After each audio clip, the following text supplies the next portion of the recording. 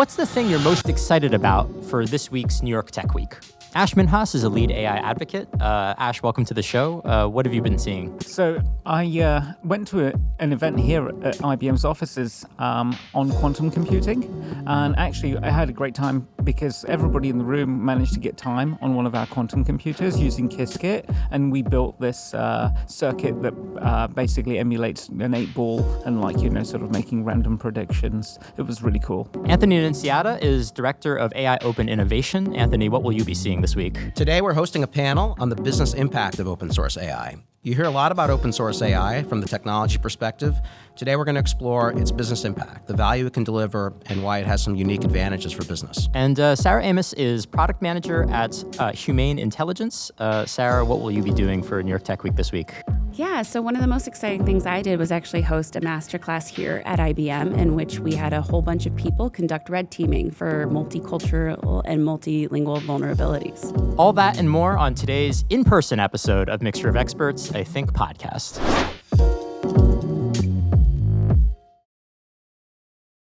I'm Tim Hwang, and welcome to Mixture of Experts. Each week, MOE brings together the friendliest, most interesting, and smartest panel of technical experts, product leaders, and market analysts to talk about the big stories in artificial intelligence.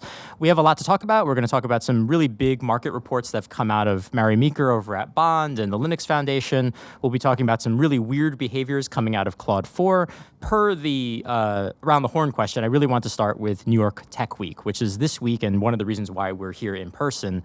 It's the largest New York Tech Week ever, and I'm kind of curious about sort of the trends that you all have been seeing as you've been going out there. Maybe Sarah, I'll start with you because you actually taught a masterclass. Curious about what people are interested in, what people are talking about, what's hot. Yeah, so I think one of the things that struck me was just how much involvement there was from folks coming out of town. I even had a participant tell me that he had traveled over 4,000 miles just to come to New York Tech Week, which was pretty impressive. We see geographic diversity, but we also see a lot of young folks who are either in their final stages of college or coming out of college and looking for new jobs. And obviously, New York is an exciting place to be, but it's also the idea that AI is such an important part of their future. So that was the buzz that I was hearing all about the week. Cool. Yeah, I think the students are a big part of this. I keep seeing them at all the events, and it's interesting how much AI itself has become the thing that everybody wants to do when they get out of college or whatever. And yeah, I'm kind of interested. I mean, you may have heard Dario Amodei, CEO of Anthropic, recently made these comments being all the jobs are in trouble because of AI. Kind of curious about how that's resonating among folks who are A, graduating just now, and then B, really interested in this technology. I mean, everyone's nervous with a headline like bloodbath. I mean, how can you not be, right? It's very dramatic, As in the words of Dario. But I think folks are still optimistic, wanting to be part of that future. And I think it's about trying to upskill themselves and also teach others around them. Because if they can catch this wave and also steer it towards their own career goals, then it is very beneficial for them. I think all of us as an industry, and especially thinking about AI Alliance and open source efforts that IBM has championed, is how can we make sure that innovation is spread around the world too? Yeah, for sure. Anthony, I see you nodding. I don't know if you wanted to get in here with a comment at all. Well, I mean, it's a great perspective, Sarah. I agree with all of it, of course. Maybe I'd add one or two things. So from Tech Week in New York, being in New York, I think one of the really healthy themes here is actually applying AI, right, in specific areas of business and beyond, right, in finance and legal and advertising. If you go to a conference on the West Coast, right, you hear about tech for tech's sake, very much. You're making this an East Coast, West Coast thing. Or I didn't try, but maybe. What you hear here, much more, is what people are doing with AI. What it needs to do in the real world, what it's doing, specific use cases. And I think it's really healthy. And if you think about jobs and skilling and impact, that's where most of the impact and changes in AI are going to happen, right? On the front lines of using it for something. Mm-hmm. Yeah, absolutely. So Ash, if I can turn to you, I mean, it was a little bit shocking, your answer, because I feel quantum we've been hearing about for such a long time. And I think everybody always tells me, they're but quantum's years away. We're never going to be able to actually make it practical. It's not really a real thing. But it sounds like you actually got to play with a real quantum computer, it kind of sounds like, right? Yeah. That's right. So our Qiskit is sort of online and open to everyone. You can just go and Google it and look for it, and you can actually get compute time on one of our quantum computers. And I think that was a real attraction to sort of the audience, was that you can actually make a circuit and run it and watch it run and get output out of it. And I mean, to address your comment around, is this real? How far away is this? I mean, if I'm doing that in a lab during New York Tech Week in 2025. I mean, and you just sign up to play with it. It's like ridiculous. Sign up to play with it, right? Then that's pretty real, right? Yeah. So how bullish are you coming out of that? I mean, I think the funny thing when we talk New York Tech Week, it's like we're actually just talking about AI, right? But it kind of sounds like here, I mean, there's other stuff going on. And I think it's so interesting. I mean, Anthony, you kind of brought up like this contrast of like, oh, you go to kind of West Coast, sort of AI events, and it's like very abstract, and it's like, look at this crazy new model that we built. But like here, it feels like there's a lot more of a culture in New York of like, well, it's all about like application. What are you actually going to do with all this stuff? And I know you've been around the sort of East Coast tech world for a long time. Do you think that's always been kind of the case, or is this sort of like changing? Or I don't know if you feel like the technical cultures are becoming more distinct with time. A couple things. I'd say that I'd say New York and most cities outside the Bay Area, California, are more kind of practically and kind of application focused. About the Bay Area or anything. No, I love it. It's great. No, it's a unique place. Yeah, for sure. Like it's amazing, and thank God it exists, right? Like for the world. But at the same time, it's not the only place. And I'd say like New York, like other places, London, Paris, lots of places in the world, Tokyo, they care a lot about what the technology is going to do, how it needs to reach users and reach applications, right? All those like last mile things that aren't such just the last mile. There's actually a lot there. Yeah. Has it always been like that? I'd say like New York and most places have, maybe always been like that. Mm-hmm. Last 10 years, I think like New York has been just growing as a tech scene, and but I think it's like really good, and I see it staying grounded in like what you want to do with tech, right? Yeah. Which I think is really healthy. For sure. Sarah, one of the things we talk a lot about, or have been talking a lot about on MOE, has been sort of the idea that like the business of AI is changing in a pretty fundamental way. Where 24 months ago it would be like, oh my God, this new model, and like you just had this huge acquisition of Windsurf, right? And so we've been talking a lot about how like it seems like this application layer, these like actual like practical implementations are becoming where like a lot of the value is in AI. And do you think that will kind of change like which cities are dominant? I think there's kind of like a really interesting question if it turns out that like actually where the action is happening on AI is in New York, because in some ways that's where the value in AI is flowing. Yeah. Do you agree with that? I'm just kind of riffing a little bit. No, yeah. I mean, I love this question because both as a product person, I'm always thinking not in terms of like technology first and then putting it onto a problem, but rather trying to identify the problem, understand it, and then find the solution.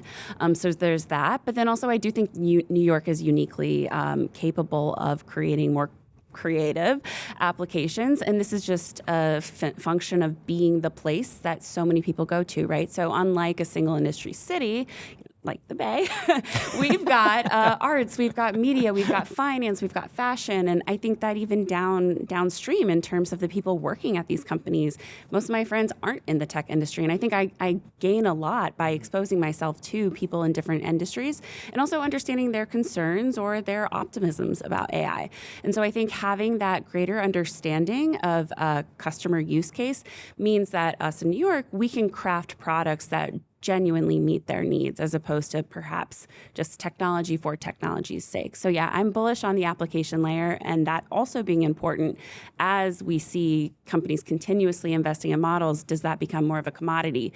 Can the application layer be where you differentiate yourself? Yeah, for sure. Ash, do you agree with this? This is like a very East Coast centric. I know we're sitting here, Madison Square is like a block away, on kind of how, Anthony and Sarah kind of assessing all this. I think that what we've seen over the last couple of years is as the cost of inference drastically reduces, there's going to be more inference, right? Okay. And in essence, that means that there's going to be more people who have access to the technology, especially now as the open source models are now comparable in performance to some of the more proprietary ones, that we're going to see innovation come out in all sorts of places. For sure, big cosmopolitan areas like New York or London or Paris, okay, it's just a melting pot of culture, and the combination of lower inference costs, the ability to experiment and innovate quickly, and those melting pots of culture is obviously going to breed need a lot of innovation here using AI. But I think that we may find this happening in all sorts of other places as well. Like I'm thinking like agriculture. Where are the farms? There's like not farms here. So, but there may be innovation there, for example. I was going to agree fully and give a couple examples. Yeah, please do. Drop them. So the main program that I'm responsible for at IBM and globally here is the AI Alliance, which is a program that brings together a lot of different organizations who are working in and around open source AI. And it's very global. So 2 months ago, I was in Vietnam, in Hanoi, launching kind of a chapter there. And there's a very vibrant scene of startups and companies that are taking advantage of open source and AI, right? Open models, creating, custom versions, creating things that reflect what they need in that culture, that language, that business environment. In Africa, similar things happening with startups that are operating more on the edge, right? Mobile-based tech is like really big and important there. You can't do that tying into, a centrally hosted API to a big model, right? So there's lots of ways that open source AI in particular in the tech scene is uniquely helping and addressing like people and use cases like globally. I think you're going to see a lot more of that. Any final thoughts, Sarah, before we move on to the next topic? Yeah, no, I think this kind of circled up nicely because the real issue isn't SF versus NYC, even though this is New York Tech Week, and I got my New York Tech hat on, but totally these points about open source is really broadening out and democratizing tech. So if a farmer in rural Kenya has the same access to an open source model as perhaps a user in a cosmopolitan city, what gains can be made and spread throughout the population that we can all benefit from? So that's where I'm the most excited. Nice. That's great. Well, a lot more to look forward to and a lot more events here at New York Tech Week. All right, so I'm going to move us on to our next segment. There's two sort of big industry reports that just came out fairly recently. One from the Linux Foundation, and the other one from, the legendary Mary Meeker at Bond Capital, most known for her like voluminous slide decks, which have largely kind of focused on internet. But what's so interesting is that this year's kind of drop was like very AI focused. And so I want to kind of talk a little bit about both of them because I think often it's like there's so much going on in AI, it's really hard to kind of collect all that data and like have like a kind of grounded conversation in what's going on. And I wanted to start first with the Linux Foundation report. Linux Foundation, of course, being in the open source world. And I think the stat that I really want to talk about was this one. I'll just kind of quote it, which is that they found that a significant majority, 89%, of organizations are using some form of open source in their AI stack. And almost 2/3, 63%, of companies are using an open model. And in the past, I think when we had this discussion in the past, it's been like, oh, is closed source going to win or is open source going to win? Or, how is open source adoption happening? This report kind of suggests is like, has open already won? Like, I don't know if we're like already in a world where like open source models in some ways have the advantage because they've just been adopted by almost everybody. And so I don't know if like this kind of classic distinction between like open versus closed is even like a worthwhile debate anymore because open dominates in so many places. But I don't know, maybe I think I'll point it to you first because you're looking at me skeptically.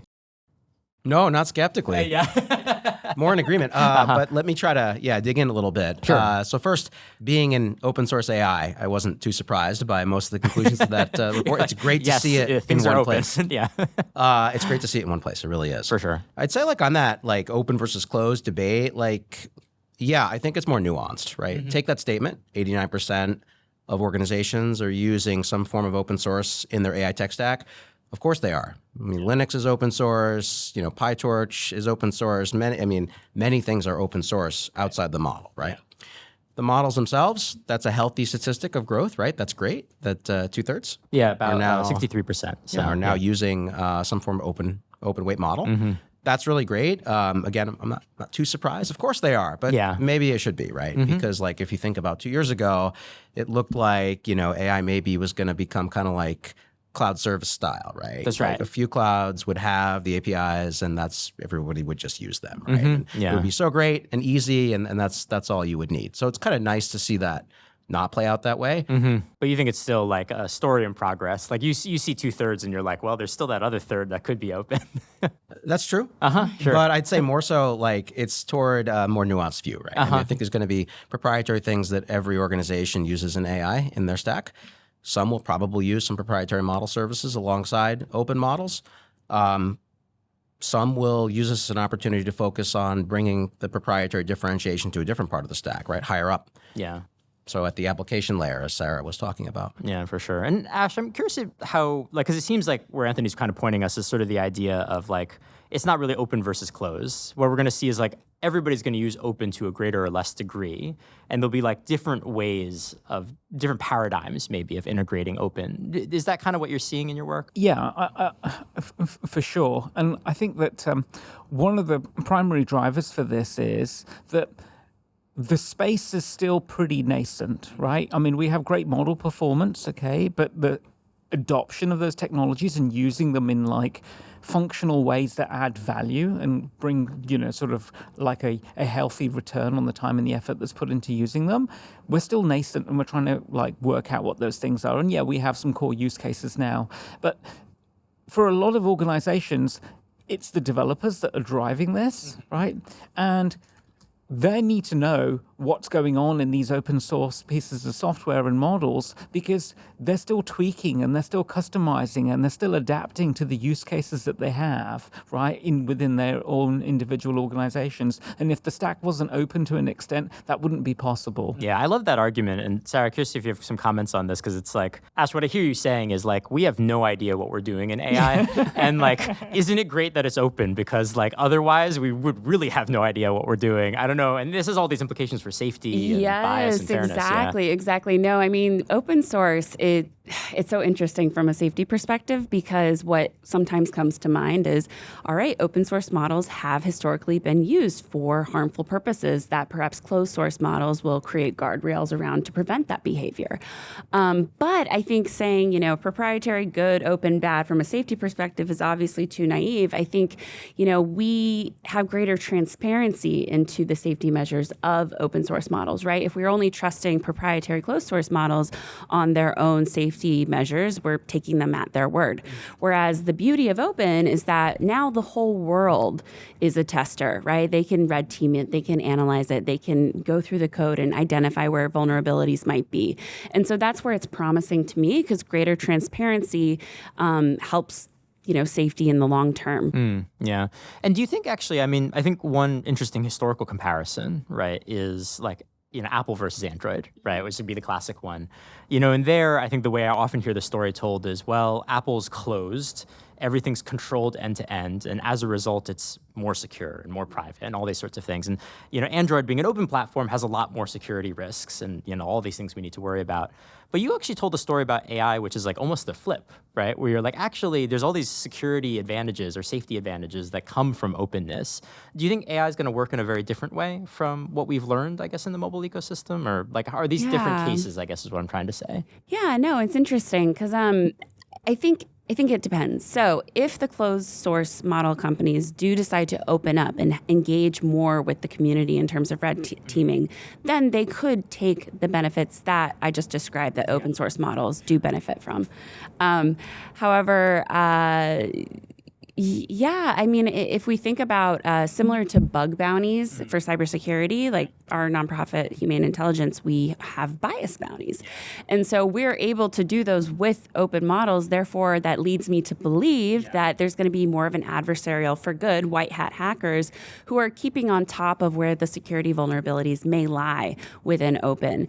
And then my last thought is just, in terms of especially the cost savings for customers who are going to adopt open, their ability to perhaps run these models locally and then have even more control over their own security risks. And I guess, Anthony, this goes to like an ongoing debate, I think, in the space. And like this was actually, I know, like one of the bits of discussion around the Linux report is like, what does open mean here, right? Because open could be, we have open, transparency into what we did in order to make the model safe, but the model has closed weights, right? Like, is that a form of openness? I think these certainly meet, free software radicals that are like, nothing is open enough for us.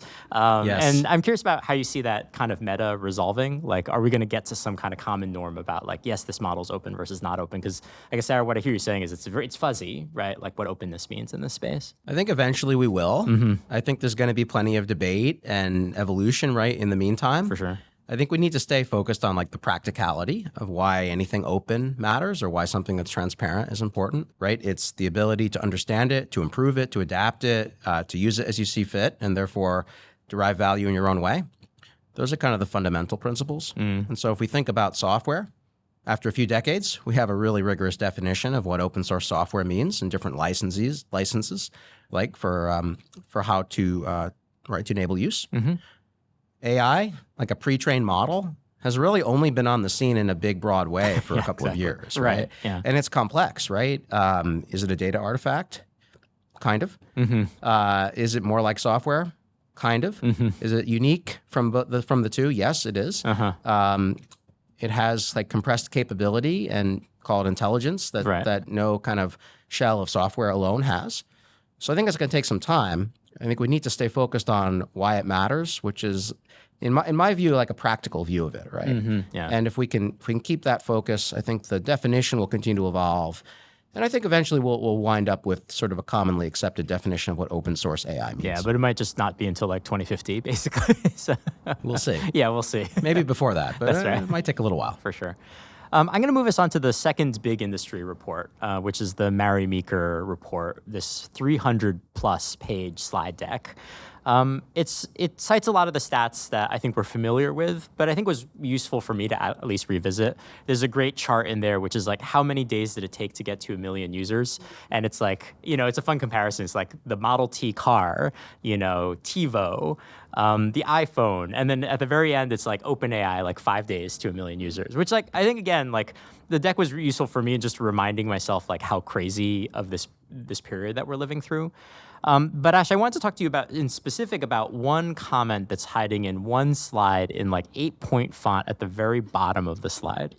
And it says, quote, "In the short term, it's hard to ignore that the economics of general purpose LLMs look like a commodity business with venture scale burn," which translated in my mind is like, this is really expensive. And it's still kind of unclear whether or not it's a business you can make more than kind of commodity profits on. What do you think about that? Is that concerning? Yeah, it is. That stood out to me as well. I mean, one of the first things that she says, and I think that kind of underlines most of the report, is the word unprecedented. Okay, right? And in that vein, right, this is unprecedented. The amount of money that's being invested in training these large models seems to be going up. The GPUs are getting more efficient, and their power requirements are kind of going down, as well as sort of like their cost for like inferencing.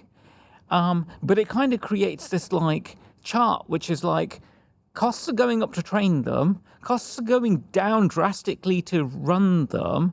So where's the math between those two things that are going to close that gap to like bring a return on investment for all this money that's being poured into this? So Ash, what you're saying is like very concerning, right? Like, how do we fill that gap? It's unprecedented, the situation that we're in. Sarah, what's the solution? Yeah. Well, you're not going to like my answer because, of course, being a trust and safety focused person, I read it with a little bit of a different lens. Okay, yeah. So, what was your read? Yeah. Yeah. So out of the 300 and some odd pages, so many dedicated to the potential revenue, so many charts of hockey sticks. I swear I was at a Rangers game. But what about safety is my question. And I get it is a VC-created report, and that is not the main thrust of it. However, I do think we need to be having a more nuanced conversation about when we are deploying a technology to so many users and how responsible scaling is actually a good business decision. I think when I was looking through it, I found like the word bias once, which is a little bit of a concern. And so I just do think, no shade to the queen of the internet, but I do think that might have been a little bit of a missed opportunity to just talk through some of these issues, which could be barriers for consumers trusting the technology and therefore adoption.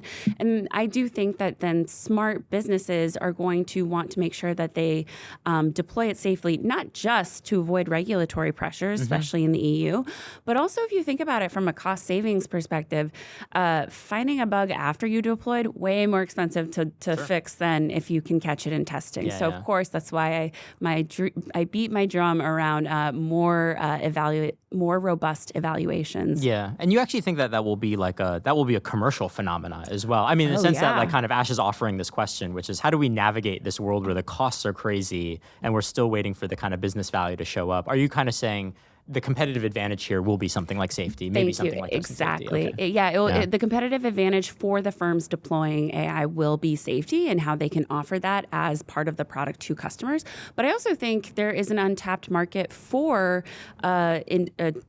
firms that want to also take advantage of this. So building out a broader safety ecosystem. I know we were just talking about how the model, the open model environment, like we don't have certain standards that we would like to standardize those. I'd say the same for evaluations. Yeah. So there's a lot of potential revenue there that Ms. Meeker did not touch upon. If you're listening, Mary Meeker.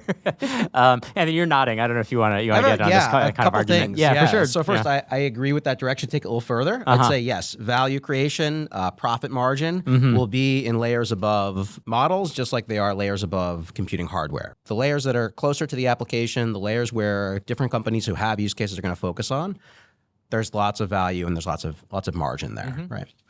On the topic of like overinvestment in AI, I think it's really interesting. If you take a step back and think about the macroeconomic picture here, isn't it amazing that a set of investment decisions that happen like at a micro level, right? Do I invest in that startup? How much? What's the likely return? What are the rounds going to look like? Results in an incredible overinvestment It's unprecedented. in the ecosystem. But isn't that amazing? Because look at how fast it's pushing progress and competition. For sure, yeah. Like no rational decision at a macroeconomic level would ever place that much like funding into AI development, but it's happening. Yeah. Right? Because this series of all of these micro decisions and startups and funding rounds and all of that collectively have created this like amazing accelerator of progress. That's right, yeah. Wow. I'm pretty excited by that. Yeah, and are you saying are you kind of making like a wisdom of the market argument, right? Which is they wouldn't do this. Right. Well, what we're discovering is that people really do have confidence that this is going to generate value. Well, I'd say there's overconfidence. Sure. Okay. And I think many of us will benefit from overconfidence. That's right. Some people will lose a lot of money. Yes. But that's okay, actually, in the grand picture, because we're all going to benefit. Yeah, and there's a great book that came out called Boom. I think it was earlier last year, right? It was kind of arguing that like even irrational bubbles, which you could try to make this argument, have all these spillover benefits, right? And like we should actually keep our eye on some of that. Ash, do you want to respond to some of these comments? Because I feel like in some ways maybe you're holding back a little bit, but maybe you're a little bit more skeptical. One question that I always keep asking myself, is whenever you use something that's using a generative AI-based backend, you'll see a disclaimer like, the answers might be wrong. Double check them. Is that going to be forever? I mean, are we all just going to live in a world where AI is everywhere and everything could all be wrong and we just have to double check everything? Like, that's a really, really important thing to consider, right? Sure. As we go and like sort of proliferate models across all sorts of supply chains and value chains of information, if all of that goes from being really, really sort of deterministic to stochastic, then what do you trust anymore, right? Yeah, and I think this is it, is like, I think one anecdote that I have in mind, Sarah, when you were talking, kind of making the case that like maybe safety is one of these things that you build value on top of, the hardware or the model, is the case of ChatGPT image generation, right? Where I think like one view you could have of that is that they concluded that consumers actually want less safety. Right, we get more adoption the less we control the activity of the model, and this is kind of a perverse outcome, right? Which is like maybe the market incentives are pushing people to get more value out of the market by reducing their commitment to safety. Is that a good interpretation, or I don't know if you? I can't help but think about the lesson that I would have hoped we learned in the last 20 years with social media. And that lesson was? Well, is that when you move fast and break things, you also break people, right? And like, especially as this is adopted at an even faster rate than social media adoption, according to the report, why can't we learn our lesson and do, more responsible scaling? Make sure that it is a business requirement for these models. And I think, unfortunately, unfortunately, a lot of it is the genie is out of the bottle, and OpenAI with releasing ChatGPT into the wild probably a little prematurely has sort of made it just the norm that these half-baked products are going out. And I do worry that business leaders who are making decisions on which of these products to implement, and especially across huge enterprises, are overestimating their overall capabilities. They're also looking at these benchmarks which purport high performance, but also a benchmark is a very narrow view of the overall performance of a model. Yeah. And so I do wonder if, we've already seen some of these AI first companies like Duolingo now backtracking, right? And actually hiring more people. But I do think we are going to be in a bit of a thrashy period as people, especially businesses, like very enthusiastically adopt, try to implement it. There's the reality of any time you try to implement anything into any system, there's some blowback. And then we're kind of left now questioning, all right, where do we go from here? Yeah, for sure. Ash, final comment on this is you offered this prompt by saying, everybody's got these disclaimers. Don't trust anything this model says, right? And I guess, Sarah, what I hear you saying is, well, maybe we're in this man, I hope we remember the lessons of social media moments. Do you think it's going to be 10 years, everybody will be like, oh God, these models, we really got to have a renewed commitment to, veracity and validation in, model outputs or something like that? I do think that there's lots of things being developed currently. I think we may have talked about this on a past episode around mechanistic interpretability, right? I think that as those areas mature, we'll have things in place, sort of controls that should make those disclaimers being hopefully less required, and will mature as an industry that will get to a point where we'll have a universal agreement, just like we will around what's an open source model and what's not. Around, this model meets some sort of classification, which means it can be used for this purpose. I think it's important that sort of industry as well as sort of government sort of put some effort into doing that to make sure that we're using not just AI, but we're using the right AI for the right use cases. I'm going to move us on to our last topic, which actually in some ways is very related to what we've been talking about for the last few minutes. Two sort of very interesting stories widely chattered about on social media. And I think a big part of MOE's job is to just kind of cut through the hype. You hear so much about AI that's just what is that? And you go digging and it's it turns out the story is not as amazing or as scary as it was originally reported. The one I want to really cover was this sort of interesting release that Anthropic did with the launch of Claude 4. They released a model card that kind of describes how they think about safety and all the things that they did around safety.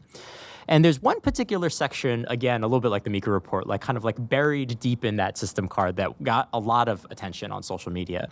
They said that in specific contexts, Claude 4 would, quote, blackmail people it believes are trying to shut it down. And the specific study they did was to say they had a couple of test scenarios where a user would attempt to tell Claude that it was being shut down and replaced, and that Claude would have access to a bunch of emails that suggested that the person was involved in an affair of some kind. And, lo and behold, the model kind of threatens to expose that in response to the input of trying to be shut down. So this is of course, very, Terminator, our AI is going to take over the world and set off exactly that narrative online. And I guess, Anthony, I'm curious how you respond to this sort of thing, right? This is genuinely weird, but I guess the question is it something we should really be worried about? Should we be worried about it? A little bit. Okay. But not too much. Okay. Here's what I think is happening. A little bit scared. Here's what I think is happening. We train models. Yep. We align models. Yep. We try very hard to get them to solve problems. We try to get them to pretend to think. I say pretend to think because they're not really thinking, right? This is all statistics and trial and error behind the scenes. Right. So it shouldn't be surprising that as things move fast, artifacts of the training process show up, interesting behavior emerges, and some of that may reflect human-like behavior because we're training on all sorts of human data, right? Right. So, trying to prevent itself from being shut down. I mean, you could, if somewhere there are Hollywood scripts compressed in there, right? Right. Okay, and fine. I too frequently am trying to avoid being shut down. Right? Yeah. Right? The script of the Terminator is probably in there somewhere. And it likes to copy. Okay, so of course it behaves like that sometimes. Sure. In fact, I'm surprised we've done a good job aligning models so that more of that kind of doesn't show up. Actually, it's kind of nice to see not that not being too prevalent. I think it's important to remember that we know how AI systems, LLMs, work, right? They are statistical, right? There's math. It's next token prediction. Yeah.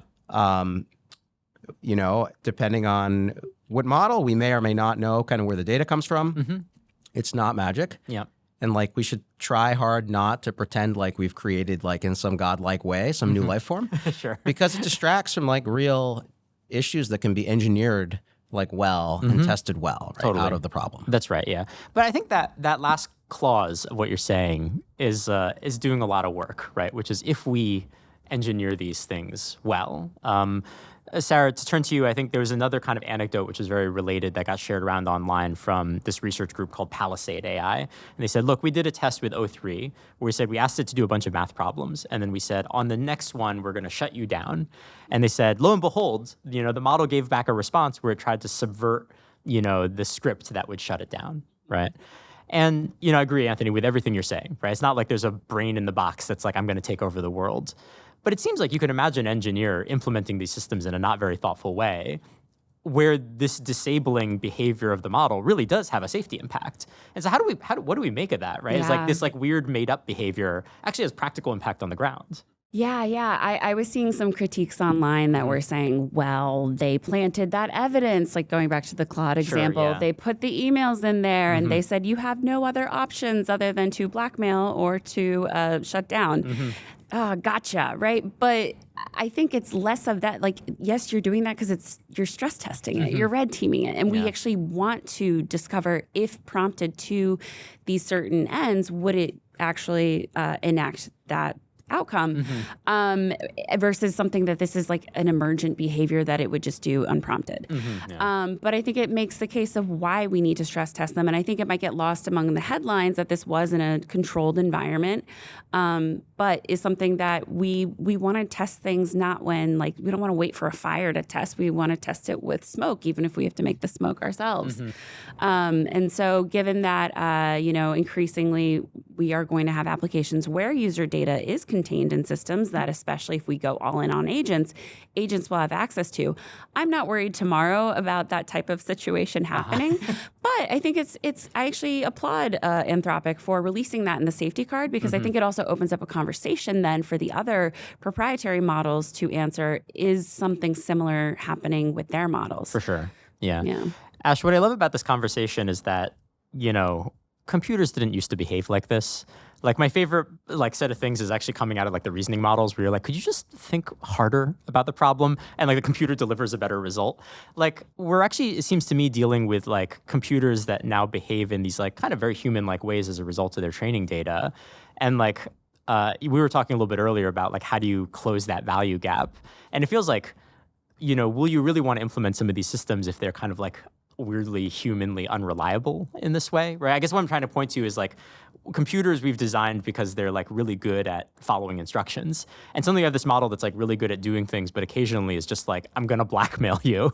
Or I don't know, the other one would be the ChatGPT getting lazy around the holidays thing. And it's how do you make these systems reliable enough that you would want to use, an enterprise would want to use that at massive scale in a way that really would drive value, I guess is the question. Well, I think the first thing we need to do is we need to make sure that we stop training the models on any episodes of Black Mirror. Yeah, exactly. Right. That was where we went wrong. It's I mean, that actually, but it's actually kind of a serious comment. Right, Is basically one way of dealing with, Anthony, the problem that you're proposing is we just get a lot more orthodox about how we treat training data, which is something we haven't really done with in AI. Do you think that's an approach?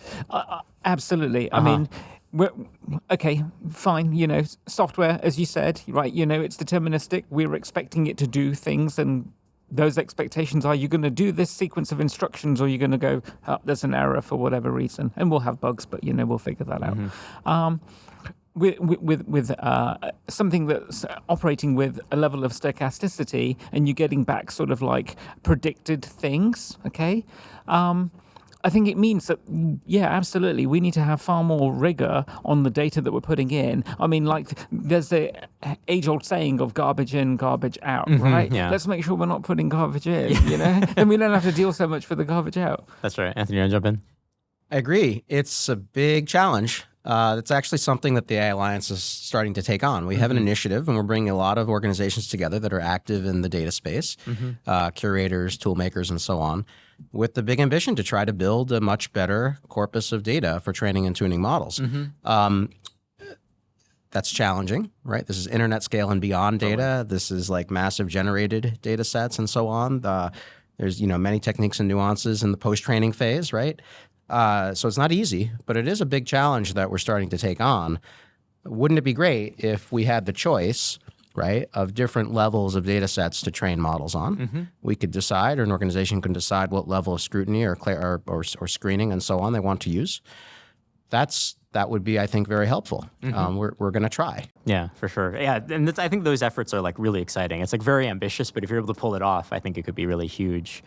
Sarah, I think maybe the last bit of this I would love to talk about before we have to close up on the show is about interface. So, I had a conversation with a friend recently where I was like, it's so lucky that chat ended up being the like key initial experience that people have with these systems, because it models talking to a human, and humans are unreliable and they have weird emotions and occasionally they try to blackmail you, right? And so it's actually like good that the paradigm that we bring to interacting with LLMs is that they are weird and fuzzy and unreliable. Because I could imagine designing an AI LLM experience that looks like a calculator or like looks like a terminal, right? Which increasingly we are doing. But I'm curious about how you think a little bit about that in the trust and safety world, right? Which is, it turns out that like it may be more than just the model. It may be like what interfaces we choose that kind of set our expectations with what the model can and can't do. And that's kind of safety relevant, isn't it? Yeah, no, it is. Like safety goes at all levels of the life cycle. And what's really interesting is we are seeing repeatedly people are turning to these models not for what maybe the creators even originally thought. So in terms of like talk therapy and the potential negative societal effects that come with talking with a system that has been optimized to be helpful to you, to be sycophantic. And that's some of the red teaming that we do is actually sycophancy testing. And like what kind of society do we have when a bunch of people are just constantly told that they are right and replacing interactions with real people who in the course of a day challenge each other. And of course, what I'm talking about is the whole vertical of companion AI. But aside from that, I think, I don't know, it's interesting because I think a lot about how users will take the results from an LLM and just blindly trust it as authoritative, right? And sometimes maybe we could see the weird edge, like the silver lining of all of this, of the LLM acting weird, for lack of a better word, as indicating like, wait, this is not a perfectly neutral, authoritative source. Like you can query it different ways and it gives you different answers. And I think ultimately that's important for us to keep in mind, so that way we don't fall into the temptation of believing in some computer god, but rather remind ourselves of the stochastic nature, of the probabilistic nature that is undergirding these systems. So for sure. Ash, I want to give you the last word, but I kind of want to bring it full circle, right? Because I think there's a part of me that's kind of like, is part of the problem that like, it's like the Bay Area, it's a bunch of nerds, they want to train like Spock, right? They want like a Vulcan conversational experience. But the problem is that it conveys greater authority than it otherwise should. And so the joke would be like, if you did a tri-state AI, it'd be like, it would be kind of mean. And you're like, and the question is like, should we be fine-tuning these models to like be more unreliable, right? Like, should we have LLMs have a bad day? Like you log into ChatGPT and it's like, I'm just not feeling it today, man. Like that would maybe be better in terms of like training the user to have the right expectations around these systems. Obviously, no company would ever do that, but I think that's kind of the interesting question, right? Right now, the genie's out of the bottle, as you said, using chat as that mechanism, right? But going back to what we were talking about on sort of like how much these models cost to train and how much inferencing costs go, I think what's more interesting to me is what are the other ways that we're going to start interacting with these models in our day-to-day lives that are kind of like no longer you just like having a intimate chat with it and it's just happening, like it's accessing your calendar and it's like doing other stuff, right? And I think that this level of like sort of conversational AI that we have today, I think this is probably just sort of, I don't know, a little bit like a novelty factor, I think, for us as a generation, but for like people who don't have the internet right now, or I think about, sort of like my nieces and nephews and so forth, right? They're probably going to be interacting with these systems in very different ways than we are today. Yeah, for sure. I cannot wait until young kids are just like talking to inanimate objects, assuming they'll talk back. Yeah. Like that's going to be the future of like kids touching screens, assuming that they're touch screens. Yeah, So, exactly. Well, anyways, this is an incredibly rich discussion. Sarah, Anthony, Ash, thank you for coming on the show. And thanks to all you listeners for joining us. If you enjoyed what you heard, you can get us on Apple Podcasts, Spotify, and podcast platforms everywhere. And we will see you again next week on Mixture of Experts.